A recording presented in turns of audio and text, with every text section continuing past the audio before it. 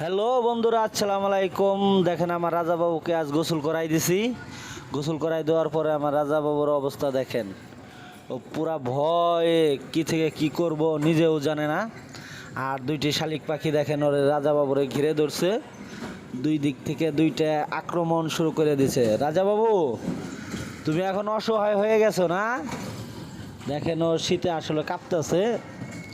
ওই অনেক দিন পরে ওরে গোসল করাই দিলাম, আজকে বৃষ্টি পড়ছে তো এই জন্য একটু বললাম যে তাক রাজাবাবুকে একটু গোসল করাই দেই।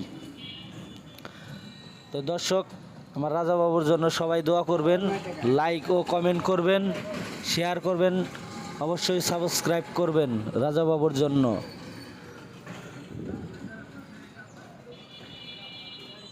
দেখেন সবাই আমার রাজাবাবুর জন্য